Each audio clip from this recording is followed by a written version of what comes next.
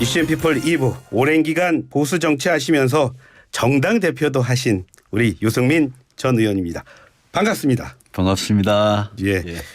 처음에는 원래 뭐 연휴 잘 보내셨는지 또 요즘 어떻게 지내시는지 그렇게 시작하는 게 보통의 예인데요. 아닙니다. 청취자 여러분들이 지금 궁금한 것들이 너무나 많기 때문에 그냥 질문 드리겠습니다. 아, 예. 이해하시죠? 예. 무슨 질문이든지 하십시오. 예, 그래서 질문 드리겠습니다. 쌓아놓은 것들이 많아서요. 먼저 현안부터 뭐 말씀드리면 어제 그리고 오늘까지 또 청문회 한다고 하고 오늘 얘기 들어보니까 이 시간까지는 뭐 정회에서 파회한다고 하더라고요. 윤천 장관 후보는 블랙리스트 그리고 김행 후보는 주식 파킹 의혹 그런 큰 이슈가 있었습니다. 기존의 언론에서 나온 얘기 말고요. 이번에 청문회 보시니까 따끔한 지적들 좀 보셨습니까? 예, 뭐 저 다 생방송으로는 못 봤지만 예. 기사로는 봤어요. 예. 근데 저도 국회에 오래 있으면서 청문회 여러 번 해봤지만 예. 청문회 하다가 장관 후보자가 도망가 버린 경우는 처음 봤습니다. 예. 그 여가부 장관 후보자가 청문회 하다가 그 정회하고 뭐 어디 집에 가버리고 안 오고 이런 경우는 제가 처음 보는 경우라서 예. 청문회는 정상적으로 마쳐야 되겠다 싶은 생각이 들고 예. 또 이번에 3명 아닙니까? 예. 국방부까지 윤 대통령께서 너무 막 이렇게 잘 싸우는 사람들 장관 후보로 이렇게 내정을 하셔가지고 앞으로 정치가 참 굉장히 큰일입니다. 국방부 같은 경우에는 정치적 중립이 굉장히 중요한데 너무 정치적 편향이 심한 것 같고 또 여가부하고 문체부는 지금 여러 가지 의혹들 특히 여가부 장관 후보자 그 의혹들은 이게 불법인지 여부도 앞으로 문제가 될 수 있겠더라고요. 배임이나 뭐 공직자 윤리법이나 이런 부분들은. 그래서 그런 부분들 앞으로 어떻게 참 돼 나갈지 장관이 되더라도 걱정입니다. 임명이 하겠죠 뭐 대통령께서. 말보다도 그럼 청문 분위기 말씀하셨는데 그거 보시면서 사실은 의원 하실 때 질의를 잘 하셔가지고 기자들이 주는 상 많이 받으신 분입니다. 자, 그때와 지금 청문 환경이 많이 달라진 겁니까? 아니면 뭐 돌아보면 그때도 좀 그랬습니까? 어떻습니까? 아니요. 옛날에도 많이 싸웠죠. 뭐 국민들께서 오죽하면 국회 가서 싸우냐 이거 제일 싫어하시잖아요. 옛날에도 여야가 대립이 참 심했고 그런 적이 많고 우리 정치가 그랬는데 윤석열 대통령하고 이재명 대표 이 두 분이 작년 대선 이후에 윤석열 대 이재명 이 구도가 그냥 계속 오는 거 아니에요 지금. 이 구도에서 뭐 서로 대화도 안 하고 국회에서 여야 간의 대화도 없고 대통령과 야당 대표 간의 대화 소통 이런 게 뭐 전혀 없이 정치가 완전히 실종된 상태는 양쪽 다 책임이 있는 거죠. 그리고 더 큰 책임은 저는 대통령에 있다고 봅니다. 대통령이 이걸 풀어나가야 되는 그런 입장 아니겠습니까? 그래서 보면서 제가 이렇게 보면 지금 국민의힘 민주당 둘 다 완전히 독재 정당이 돼가는 것 같고 국민의힘은 뭐 윤석열 사당화가 이미 끝나버렸고 민주당도 이번에 영장 기각되면서 이재명 1인 사당화 이게 더 심해지기 때문에 저는 사실 이재명 대표가 뭐 구속이 되든 안 되든 이재명 대표가 대표직을 사퇴하고 민주당에서 변화가 일어나면 그게 거꾸로 윤석열 대통령이나 국민의힘 쪽에도 영향을 미쳐서 정부 여당도 뭔가 변화가 일어나고 그러면 우리 정치가 좀 바뀌지 않겠냐 이런 기대를 혼자 하고 있었는데 오히려 뭐 이제까지 1년 반 동안 대통령 취임 이후에 1년 반 동안 적대적 공생 극한 투쟁 이런 게 총선 때까지는 그냥 그대로 그냥 가버릴 것 같아서 총선이 어떻게 보면 작년에 윤석열 대 이재명 대통령 선거했던 때 우리 국민들께서 야 누구 찍어야 되나 찍을 사람 없는데 이런 그때 비호감 선거라는 말도 그러니까 했었죠. 이 총선이 대선의 완전히 연장전 비슷하게 돼버리는 것 같아서 야 이런 식으로 가서 우리 정치가 무슨 문제를 국민들 제일 중요하게 생각하는 그런 문제들을 뭘 해결할 수 있을까 걱정입니다. 그 방송을 통해서 그런 말 하시는 거 봤어요. 이재명 대표 영장 기각되면 이 대표 체제로 굳어질 거라고 그러면서 비명계에 대한 좀 칼바람 날 거다 이런 말씀을 하셨는데 그런데 표면적으로 보이는 모습은요 그대로 가고 있어서 사실은 저는 깜짝 놀라고 있습니다. 자, 그러면은 앞으로 민주당은 어떻게 될까요? 아니 제가 2016년에 박근혜 대통령 그때 예. 진박 간별사라는 사람들이 나와가지고 예, 예. 간별을 한다 그랬잖아요. 기억하시는지 모르겠지만 예. 2016년 그 20대 총선 예. 그때가 제 유승민 한 사람 공천을 둘러싸고 난리가 나가지고 예. 박근혜 대통령이 저 공천 안 주고 저하고 가까운 사람들 다 이제 소위 말해서 이제 이래 공천을 안 주고 숙청을 하려고 그러다가 우리가 총선을 져버렸습니다. 그런데 이번에 지금 민주당에서 일어나는 수박이라고 그러죠. 예. 민주당에서 무슨 간별을 한다 이런 거 일어나는 걸 보고 제가 예. 2016년 총선 때 새누리당 당시 예.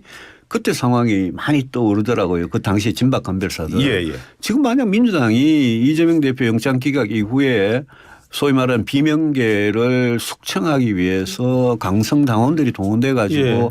수박 간별을 하고 이런 식으로 나오면 저는 민주당한테 예. 희망이 없다고 봅니다. 예. 거꾸로 정치는 상대적인 거니까 예. 윤석열 대통령이나 국민의힘은 민주당이 더 이재명 1인의 사당화가 되고 예. 비명계 다 숙청되고 이렇게 되면 아마 국민들이 민주당에 대해서도 환멸을 느낄 거니까 예. 대통령이나 뭐 국민의힘 입장에서는 상대적으로는 예. 편한 그런 입장이 될지도 모르죠. 지금 언뜻 말씀하셨는데 지금 가결위원을 지금 색출하는 작업들을 하는데 그게 말이 됩니까? 예. 말씀하십시오. 예. 그런데 뭐 흥분한 예. 그래서 그 가결 상황에 흥분한 뭐 강성 당원들은 예. 그럴 수 있다고 치더라도 그런데 그게 보니까 이게 의원들까지 다들 올라갔던데요. 이게 색출 작업에. 그리고 당 지도부가 지금 그 이재명 대표 뜻인지는 몰라도 예. 당 지도부까지도 보면 정청래 최고나 이런 사람들은 막 강성 발언을 쏟아내고 있잖아요. 예. 그 민주당이 좀 진짜 자기들이 예. 국민의 신뢰를 받아가지고 윤석열 정부를 제대로 감시 견제하는 그런 야당 역할을 하려면 예. 아니 영장기가 그걸 가지고 국회에서 체포동의안 예. 표결할 때 예. 그거 가결한 의원들 지금 색출해 가지고 한다. 그건 저는 좀 아니라고 봅니다. 그래서 만약 예. 내년에 2월쯤 가가지고 예. 민주당의 공천이 예. 지금 수박이라는 의원들 비명계 의원들 다 그냥 숙청하는 그런 공천이 되면 예. 그거는 민주당이 굉장히 안 좋을 거예요. 예. 요즘에 방송 보면 내부 뭐 개인 방송도 많으니까요. 그런 데서 보면 그런 말도 좀 많이 나오더라고요. 뭐 국회의원 투표는 다 김영으로 하자 이런 얘기도 나오는데 거기. 인사는 김용으로 하면 안 되고요. 예. 우리가 뭐 우리 저 대통령 선거나 국회의원 선거 국민들께서 하실 때도 저 선거함에 들어가서 하잖아요. 예. 기표소에 들어가서 당연히 비밀 투표를 하고 그걸 가지고 다 까라고 그러고 그거는 저는 민주당의 그 수박이라는 예. 그 색출하면서 예. 개딸이라 그럽니까? 그 예. 강성당원들 제가 보수 쪽에 정말 극우 태극기 세력도 진짜 예. 이해가 안 되지만 예. 민주당도 이해가 안 돼요. 그런데 이 정치가 예. 이 강성당원으로 가는 양극단의 정치가 우리 정치를 망치고 있다. 이 생각을 예. 저는 의식 있는 지금 정치인들은 하고 있거든요. 예. 저도 하고 있고요. 예. 그런데 그런 사람들이 왜 합리적인 목소리 이런 게 다 죽어버리느냐. 우리 정치에 진짜 큰 문제입니다. 그 말씀하셨는데 그렇다면 왜 그런 목소리가 나오지 않을까요? 정치 오래 하신 분도 계시고. 지금 양당의 적대적 공생관계 이 정치에서는 예. 국민의힘이든 민주당이든 합리적이고 개혁적이고 상식적인 이런 목소리들이 예. 숨쉴 틈이 없어요. 그래서 이제 제3지대 이야기가 나오는 건데 예. 제3지대에 대해서도 국민들께서 늘 이렇게 그게 뭐 선거 앞두고 떴다방식 기회주의적 이 제3당이 될까 봐 처음 나오는 게 아니니까요. 그러니까요. 예. 그러니까 국민들도 그걸 그동안 과거에 학습을 하셨거든요. 경험해 보셨거든요. 그 제3세력이 나와서 성공하기 참 쉽지는 않은데 그렇다고 해서 지금 양극단으로 가는 그것도 소선거구제 하에서 그렇죠. 양극단으로 가는 이 정치를 그만두고는 우리 정치가 이대로 가다가는 정치가 이렇게 그냥 계속 망가지면 결국 피해를 보는 거는 국민들이고 나라죠. 예. 뭐 당원들의 강성 지진 당원들보다는 오히려 더 저기 의원들 얘기 말씀 많이 하시는데 자 그렇다면 예. 어제 청문회에서도 그랬지만요. 요즘 정치인들 정말 거친 말들 놓고 말들이 많이 있습니다. 그렇습니다. 왜 이렇게 거칠어질까요? 그게 강성 당원들한테 잘 보이는 길이기도 하겠지만 예. 저 양쪽에서 권력자들만 쳐다보고 있어서 그런 것 같아요. 국민의힘 의원들은 윤석열 대통령만 쳐다보고 있고 예. 그 공천권을 100% 행사할 거라고 생각하니까 예. 지금 이제 민주당은 이재명 대표가 다시 이제 구속을 면해 가지고 예. 이재명 대표가 공천한다고 이렇게 생각하면 이재명 대표만 보고 예. 누가 더 잘 싸우나 누가 더 거칠고 상스럽게 싸우냐 예. 이 경쟁을 하니까 아무래도 중도층 무당층 국민들 입장에서는 예. 너무나 눈꼴 사나운 일이죠. 예. 근데 양당의 강성 당원들 강성 지지자들 입장에서는 잘한다 그러잖아요 지금. 예. 그래서 제가 보기에 국민의힘이나 민주당이나 그 강성 당원들이라는 그 사람들 예. 그 사람들이 우리 정치 우리 정당 우리 한국 정치를 망치고 있는 거예요 지금. 예. 그래도 또 의식을 안 할 수는 또 없잖아요. 그래서 저는 국민들께서 직접 선거를 하실 때 예. 그때 국민의 선택이라는 게 저는 굉장히 중요하다고 생각을 합니다. 예. 그래서 이번에도 만약 제3당, 제3 세력이 합리적인 그런 세력이 나올 수 있으면 예. 그러면 오히려 그게 양당의 그런 적대적인 예. 극한 투쟁을 예. 그걸 조금 이렇게 자제시키고 예. 좀 정신 차리게 만드는 그런 효과가 있을 수 있다고 봅니다. 예. 그 전에는 뭐 제3당 뭐 여러 가지 움직임이 있었지만 특히 제3당으로서 네. 역할을 한 거 보면 그때는 지역당이다 이런 생각을 많이 하게 되는데요. 지금 그런 새로운 정치 세력을 통해서 그럴 수 있는 제3당이 이렇게 할 수 있는 시기가 무르익었다고 보십니까? 각종 여론조사 상으로 보면 예. 중도층이나 무당층이 양극단의 정치에 혐오하는 예. 중도층이나 무당층이 늘어난 건 사실인 것 같아요. 예. 그런데 그 제3의 어떤 정치 세력이 그런 중도층 무당층의 마음을 예. 결집할 수 있을 만큼 그런 비전과 희망 또 그런 사람들 예. 사람을 보면 알잖아요. 예. 그런 사람들로 이렇게 뭉칠 수 있을지 예. 그게 관건이겠죠. 저희 가족이 젊은 친구가 하나 있는데요. 아, 그 그래요? 친구가 이런 얘기를 하더라고요. 무당층과 예. 무관심을 좀 동일시하는 게 아니냐 이런 얘기를 하더라고요. 무관심 정치에 대해서 혐오하고 그냥 무관심하고 아예 투표장에 안 나와 버리는 그런 예. 국민들을 보고 예. 제3세력이 정치할 수는 없을 거예요. 예. 그런데 국민의힘이나 민주당 양쪽 다 지지자들 중에는 예. 그래도 저는 합리적으로 생각하는 그런 유권자들이 계신다고 저는 믿습니다. 예. 우리 국민들 전체 놓고 전체 다가 양쪽 강성 뭐 이렇게 지지자들은 아니잖아요. 예. 그래서 그런 분들의 어떤 선택 같은 게 총선이든 대선이든 굉장히 중요할 거다. 뭐 그건 뭐 정치의 어떤 상식이겠죠. 예. 그런 말씀하시니까 지금 당장 예. 오늘 오후에 잠시 뒤에 이균용 대법원장 후보자 임명동의안 표결을 합니다. 뭐 지금 말씀하시는 거 보니까 뭐 부결 갈 거다 이런 말씀. 부결 가능성이 있는 것 같아요. 예. 있는 것 같은 게 대법원장이라는 게 예. 사법부의 수장이고 예. 판사들 중에서도 정말 가장 존경받을 수 있는 사람이 돼야 예. 되고 그리고 그 사법부 수장은 사법부의 어떤 정치적인 중립 예. 특히 권력으로부터의 중립 이거를 보장할 수 있는 사람이 돼야 되는데 예. 제가 보기에 지금 윤석열 대통령께서 지명한 지금 대법원장 후보자나 예. 문재인 대통령 때 김명수 대법원장 예. 저는 이런 분들은 그 사법부 중립을 지킬 의지가 없는 사람들 같아요. 예. 제가 보기에는. 예.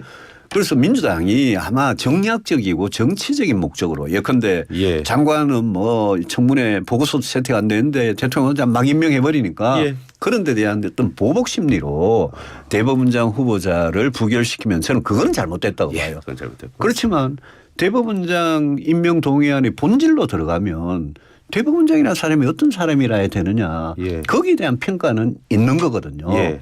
그런 점에서 보면 이번에 후보자가 저는 정말 존경할 만한 훌륭한 사법부 중립 독립을 예. 확실하게 지켜낼 수 있는 후보자냐. 예. 제 자신이 의문이 있습니다. 예. 그런 상황에서 정치적인 상황은 굉장히 안 좋기 때문에 예.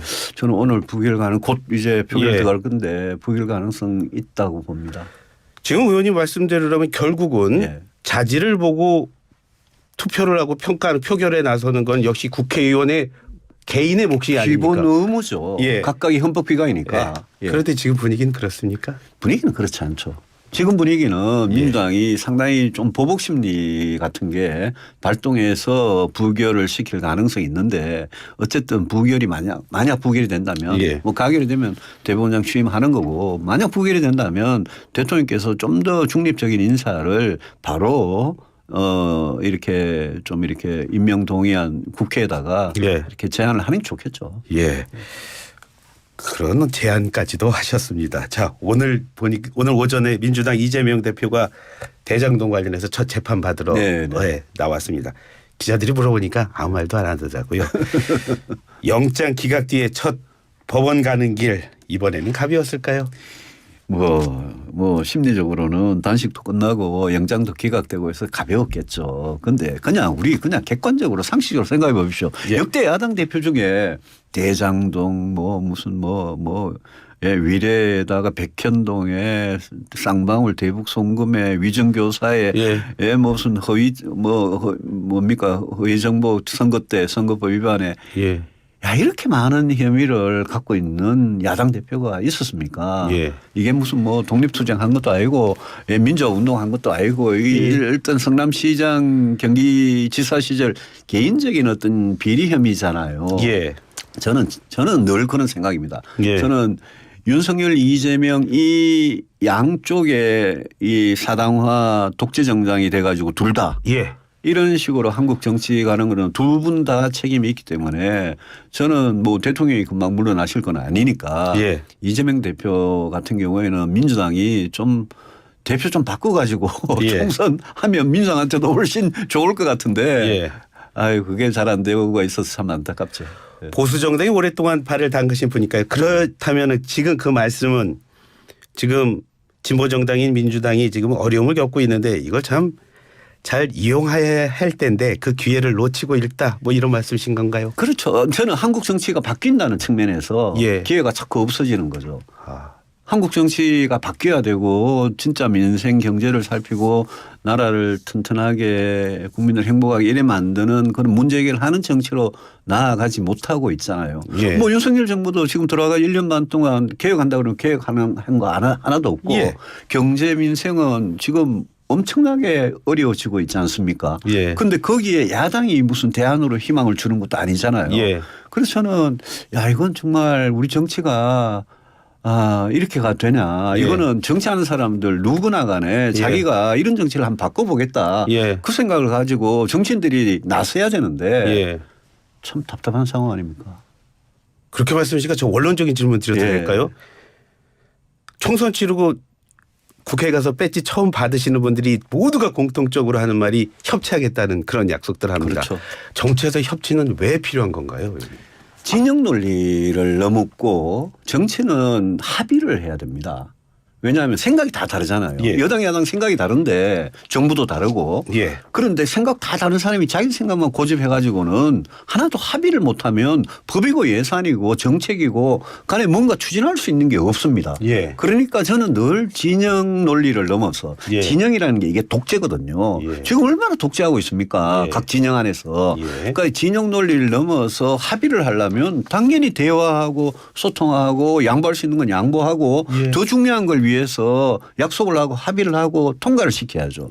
그 정치를 지금 아무것도 못하고 있으니까 저게 도대체 국회가 저렇게 되나. 대통령도 정치를 하는 사람이거든요. 대통령이 정치를 이런 식으로 방치해도 되나. 그런 비판이 자연스럽게 나오는 거죠. 일부에 의원님 나오시기 전에 그 YTN 조태현 기자랑 경제 얘기 좀 했었거든요. 경제 굉장히 어려운 상황이고 미국 금리가 막 채권 금리 올려서 난리 났다고 그런 얘기 좀 들었습니다. 우리 정치 지금 우리 민생 잘 챙기고 있습니까? 좋아진다고 상저하고라 그러면 사방에 가면 좋아진다는 게 이제 전부 다 이게 무효화돼 버렸어요. 물가 굉장히 여전히 어렵고요. 지금 환율하고 주식시장에 일어나는 금융불안 그거는 미국발입니다만은 우리 자체적으로 그런 부분이 분명히 있고 실물도 중국이 안 좋아져서 중국에 의존하던 부분이 많이 지금 죽어 있고요. 반도체 같은 거는 여전히 아직 활개를 못 피고 있고 이거 물가, 수출, 성장, 고용 여러 가지가 다 어려운데 거기에 특히 어려운 구조적인 문제가 우리가 부채입니다. 부채. 가계고 기업이고 정부고 이 고금리 시대에 이 부채 어떻게 할 거냐. 그래서 저는 윤석열 정부가 지금 이 위기가 예. 뭐 97년에 IMF 위기나 예. 2008년에 금융위기 같이 번지지 않도록 위기 관리를 하는 게 일단 제일 급하게 중요하고 예. 위기를 가면 그거는 뭐 정말 난리가 나는 거거든요. 예. 그래 이게 위기 완전히 진짜 위기로 가지 않도록 하는 게 중요하고 예. 거기 플러스 개혁을 해야 됩니다. 저는 늘 연금 노동 교육 개혁한다고는 하나도 못하고 있고 지금 저출산 인구 위기 뭐 예산을 조금 더 쓰긴 합니다만은 저출산 인구 위기 극복할 진짜 제대로 된 대책을 안 내놓고 있거든요. 예. 그래서 제가 맨날 대통령 보고 예. 아니 좀 해외 좀 그만 가시라. 예. 예? 이런 국내에 있어서 경제 민생을 안정을 시키고 예. 개혁을 미래를 위해서 개혁을 해나갈 일이 얼마나 많은데 왜 집권 초기에 제일 중요한 2년을 이런 식으로 날려보내냐. 그래도 대통령 외국 다니면서 그래도 외교 활동 활발하게 하고 있고. 아 그거 할 거 다 했어요 이제. 뭐 이제 한 게 유일하게 남은 게 중국하고 하는 거고 미국 같은 경우에는 바이든한테 너무 올인해가지고 예. 트럼프가 대통령이 됐을 때 생길 수 있는 큰 충격이나 변화가 눈에 보이거든요. 예. 그런 문제에 오히려 대비하는 게 중요하지. 그렇다면 외교에서 제가 남은 거는 뭐 한중 관계 정도 같아요. 그렇다면 대통령 왜 이렇게 외국을 나가시는 걸까요? 모르죠. 그럼 저는 모르는데 제가 몇 번 그랬어요. 이제는 그 외국 나가시는 거 좀 자제하시고 예. 국내 문제가 지금 너무 심각하다. 그냥 국내 정치는 이 모양이지만 경제 민생이 진짜 심각하고 지금 먹고 사는 문제 때문에 어려운 분들 너무 심각하기 때문에 그런 문제에 대해서 경제라는 게 어렵습니다. 예. 해법을 내기가 어렵습니다. 왜냐하면 경제 해법은 늘 이런 해법을 쓰면 다른 쪽에서 안 좋아지는 측면이 있거든요. 예. 금리고 환율이고 뭐 물가고 다 마찬가지인데 그럼에도 불구하고 지금의 뭐가 최선의 해법인지를 찾아서 내놓는 게 그거 하라고 대통령 뽑아준 거 아닙니까? 예. 그래서 좀 그런 점에서 뭐 그냥 회의만 몇 번 하고 사진만 찍고 하는 그런 대통령의 모습이 제가 저래 갖고는 경제 민생을 어떻게 좀 낫게 만들 수 있겠냐 힘들 거다. 예. 그런 생각이 자꾸 드는 거죠. 여론조사 얘기하겠습니다. 네. 무슨 여론조사일까요? 궁금하시죠? 여론조사 업체 여론조사도 많아가지고. 여론조사 업체 리서치뷰가요. 지난 2일에 발표한 전국 성인 유권자 1,000명을 대상으로 한 조사입니다. 범보수 대권 주자 적합도 조사를 했는데요. 자세한 내용 중앙여론조사심의위원회 홈페이지 참조하시면 됩니다. 결과 보니까요. 유 의원님이 홍준표 대구시장, 오세훈 서울시장에 앞서서 2위를 했습니다. 지금 당은 유 의원님을 많이 싫어한다 이런 얘기들을 언론에서 많이 하던데 유권자는 또 다르네요. 저는